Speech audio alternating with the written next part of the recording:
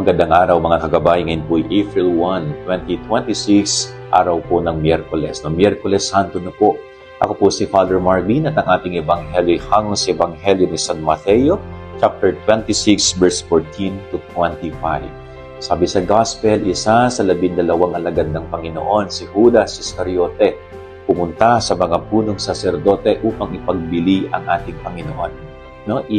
Imagine sa ilang barya, ilang silver coins, ipinagpalit niya si Jesus. Ito po'y napakagandang paalala sa atin. Kuminsan tayo mga tao, ginagawa po natin yan. Ipinagpapalit natin ang Panginoon. Halimbawa, mas pipiliin natin ang pumunta sa bigayan ng ayuda kesa po ang magsimba. Kuminsan yan po yung nakakalungkot. No?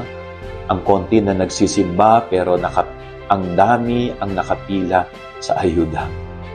Pinagpapalit natin ang Panginoon sa maliit na halaga. Sana ho, ma-realize po natin yan. Sino ba talagang mas mahalaga sa ating buhay? No, ang Diyos o ang material na bagay? Sana ho, wag tayong masilaw sa mga ibinibigay sa atin ng mundo. Wag tayong masilaw sa mga material na bagay na magagawa nating ipagpalit palagi ang Panginoon. So, be faithful to Jesus, no? Dahil ang Diyos ay faithful din sa atin.